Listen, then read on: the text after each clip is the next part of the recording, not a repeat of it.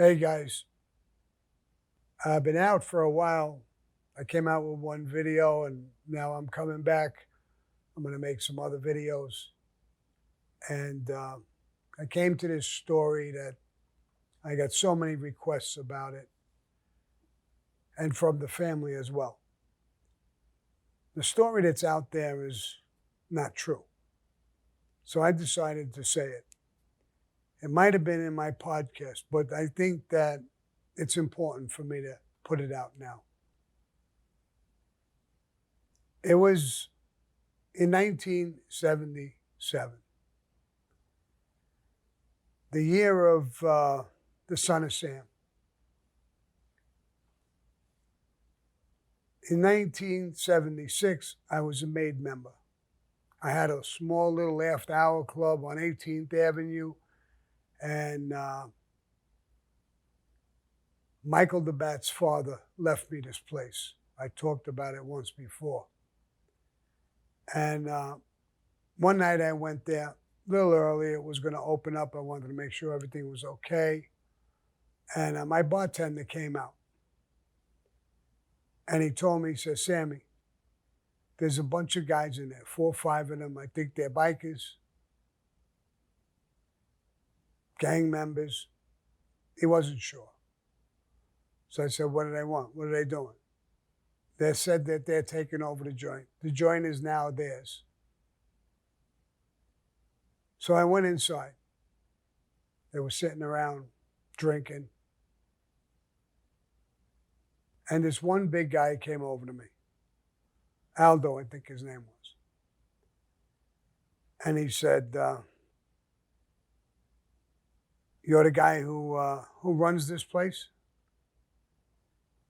I said, yeah, I'm the guy who owns it. He said, no more now. We own it. I own it.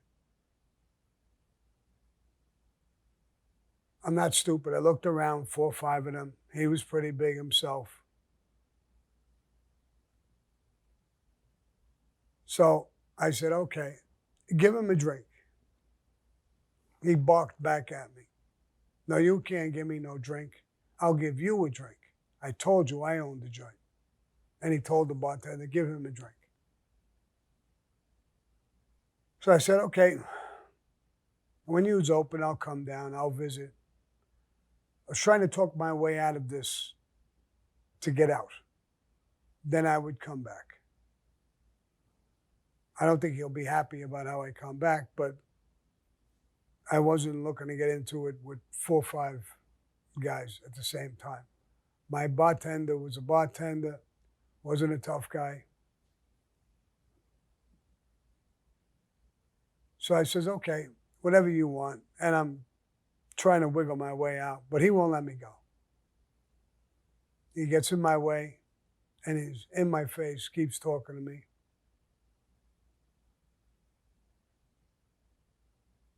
I just sit there for a while and I don't know exactly what to do. Sure enough, I said, fuck this guy. I got up and I started walking towards the door. And he followed me. They all got up. I made it to the door and I walked out to the street. The name of the club was the Bus Stop. The club was right in front of the club. There was a bus stop. The curb was about 7 inches higher than the street. It's a big drop. He's still talking to me and I moved away and moved towards the street to go to my car. I was steaming hot, but I didn't want to show any emotion. He got in front of me and he stood in the street. In the street, we were almost eye to eye. He still was a little bit taller than me. And he was more or less growling at me and barking at me and laughing to his friends. He thinks he's going home. I said to myself, I'm trapped. I can't get out of this. I know it. Sooner or later, I'm going to get hit. So I wanted to throw the first shot. I wanted to hurt him as much as I could hurt him before the other guys jumped in. I used to go to the gym and box. I thought to myself, I'm going to throw a fucking left hook. I'm going to catch him right in the fucking jaw. I'm going to break his fucking jaw, put him down, and I'll just jump on top of him. I'll fucking bite his fucking face off. That's what I did. I threw the shot as he was talking. He went down. His friends came charging.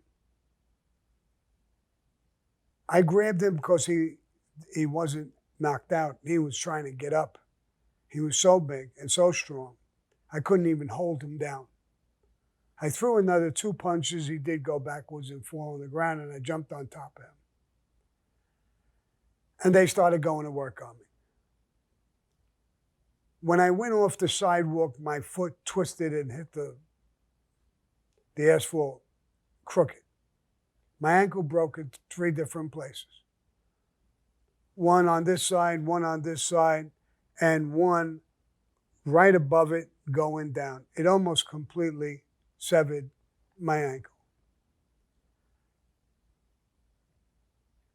I covered my face in his chest as I was throwing punches, and I was getting hit and kicked. A little while went by, and again, there was sirens. Maybe someone called the police. There was sirens. They all got up, and they took off.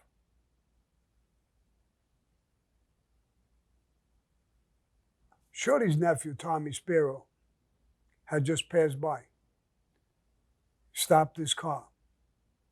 I was with the Gambino family. He was still with the Colombos, but we remained friends. And he come over. I got up. The bartender grabbed me on one side. He grabbed me on the other side. I was bleeding from everywhere. I told the bartender, go back in the place. I told Tommy, drive me down to the hospital. My leg is fucked up. I'm all fucked up. He did. He drove me to the hospital. It almost severed my ankle, like I said. They put a cast on my foot, my ankle, right up to my knee. They wanted no pressure on this, no nothing. I thanked Tommy. I got somebody who got my car and took it home. The next day, on crutches, I went to see Tato. He was my captain. I told him word for word what happened. You want to get even, don't you? Yes. Yes. I'm not done with this. I'm going to make an appointment with Paul. I went by Jimmy Brown's club on 86th Street. Paul was there. He took me on the back patio. I explained the whole thing. I had some cuts, some bruises, but I was in a full cast with crutches. Paul Castellano said, do you have enough with your own crew? I said, yes. He said, you're a friend of ours. I won't allow it. If you need more, I'll put more guys on this. I don't need it. I want this personally. Then do it. Take care of it. One of them, all of them, do what you got to do. And I left. My whole crew by that time was together and around me. And I didn't know who they were. I said, let's reach out. Find out who the fuck they are, where they come from. We talked. We didn't hear nothing. 2, 3 days, 4 days, whatever it was. It might have even been a week. I don't even think it was a week. It was a matter of days. I was driving on Kings Highway. Tato's nephew was driving. Louis Melito was in the front. I was in the back, more or less, with my leg stretched out, and I was talking about it. Now, when they left, I saw a car. It was an old car. I didn't really pay it no mind. But that night, driving on Kings Highway, I thought I saw that same kind of a car. It pulled in and double parked in the street. I believe it was West 9th Street. The door opened and the guy got out. It was him. We didn't have any weapons. We didn't have anything. It was him.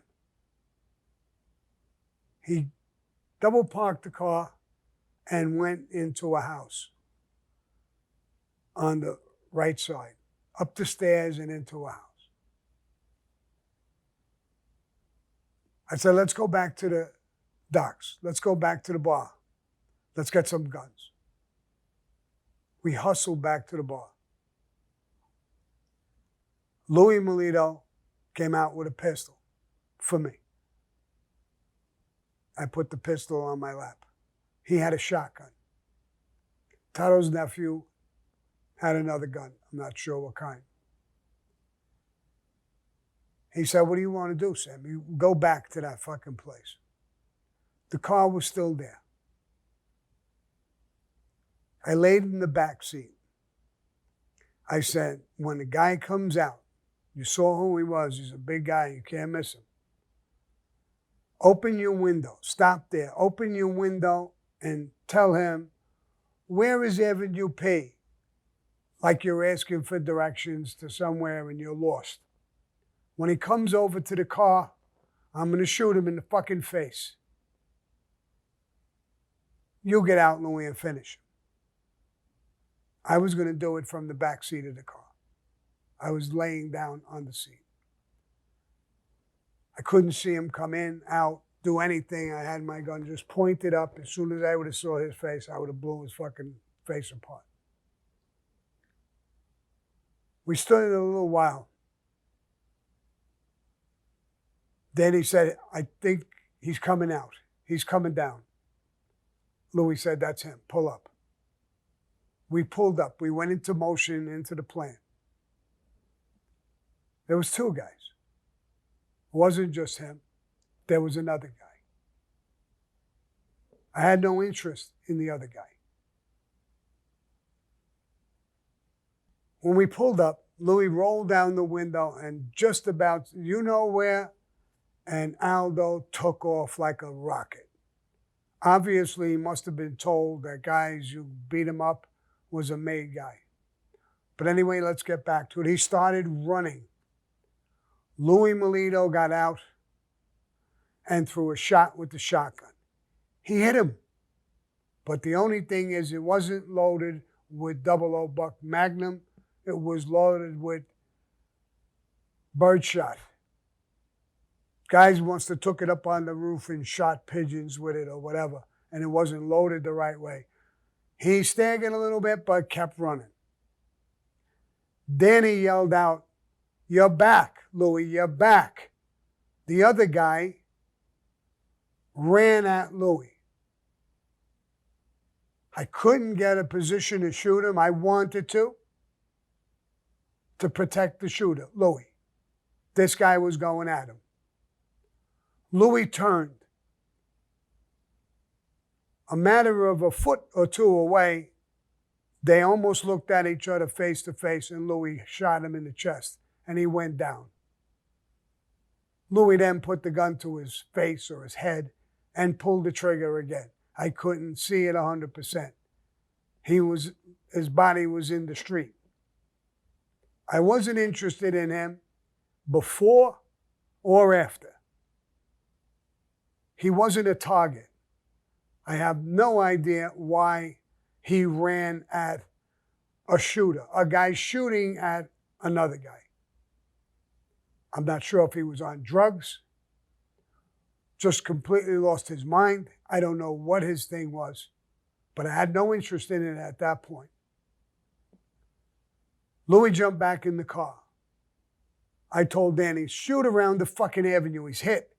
Maybe he'll collapse a half a block away, and then we're going to finish him. We heard the same thing. Our neighborhood, when there was things, there was always cops. We hear the sirens. We pulled away and left. The next day, it was in the paper. That kid, his name was Alan Kaiser or something like that, 16 years old. We all shook our head. Why the fuck did this kid do that? It had nothing to do with him. All he had to do was go right back into his house or that house, whoever house that was, or just run the other way or do nothing. And he would be alive today.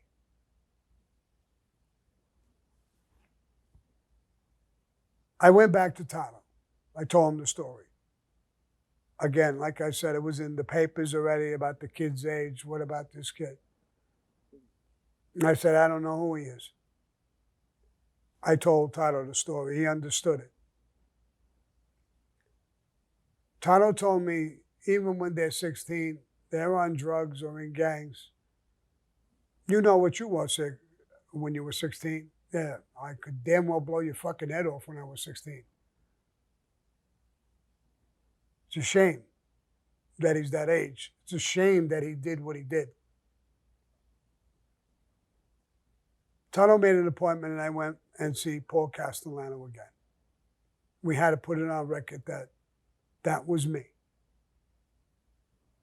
That murder was me, my crew. We went to Jimmy Brown's club again. I walked in with the cast, the crutches. We went to Jimmy's club. We went on the back porch. I explained to him just what I explained to you, very precisely what happened. He said, so the target got away. Yes. You still want to take him? Yes.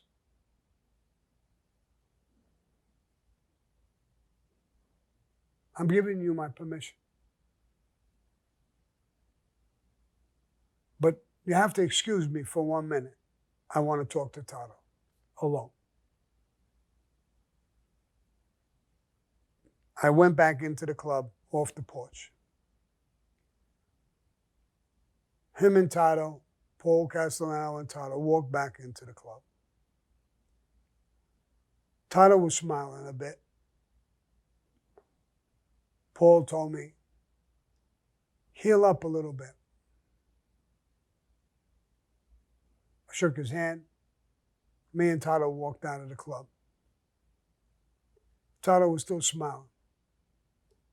I said, what happened, Tano? Why are you smiling, bro? What was said? Nothing. He thinks you're crazy. Why am I crazy? Sammy, not for what you did. You were doing a payback. As far as the kid, it's a shame. 16 years old, but he did what he did. My nephew told me the same exact fucking thing you told me. He said, but here's why he thinks you're crazy. He thinks you fucking got balls like an elephant. If the cops came, you were dead. You can't even get off the fucking seat. You would have been in a shootout with cops from laying on a seat. You were finished. You were dead. You just don't give a fuck. No, I don't. He said to rest up. Good. I'll go home and take a nap. And then I'm going to go out and kill this motherfucker.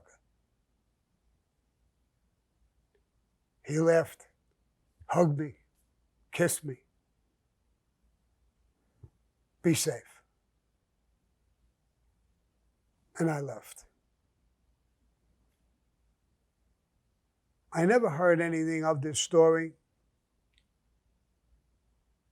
I told the police what happened when I cooperated, the government and the police. They never knew. Nobody ever knew. His family, nobody. That's what motivated me. I had some phone calls from members of his family. They seem to have known the story somehow after my arrest. When I confessed, they know part of the story. Some of the things they heard in this story were total bullshit, and they knew it. They were decent people, and they understood. And I think I owe them this story and the truth. I hope this gives them some sort of closure. If it doesn't, there's nothing I could do about it. That kid, your brother, or whoever it is, committed suicide. And I think the world would understand. He was not the target. He didn't have to die that night. We knew exactly who to kill. And it wasn't him. There's a lot of mafia hits that take place where there's people, witnesses, people, women screaming, running, this and that. They don't get killed. But if you run at a shooter, he don't know who you are. He don't know what you have. He has no idea what the fuck you're going to do. The only thing that could come to him is you're going to tackle him or shoot him or stab him. He has no idea. So I have not even a bad opinion of Louis overreacting. No. He was actually inches away. I'm exaggerating, inches. He was a couple of feet away. And after I cooperated and told his story, the police checked all this. And he was only a couple of feet away from Louis Melito, where Louis shot him. He wasn't on the sidewalk walking home with a girl with his books, like some jerk-off reporters write. The Gotti family went to this family to make them hate me and tell them a bunch of lies. When you hear me, this is what the Gotti family did to you. They're not your friend. They used you and your brother's death to hate me or to say something about me. I don't know if you hate me or if you don't, but that's what they did to you, the Gottis. So that's the end of that story. And I'm not going to say if you like it or subscribe. I almost feel personal with this story, so I'm not going to say those things. So I'm just going to say adios.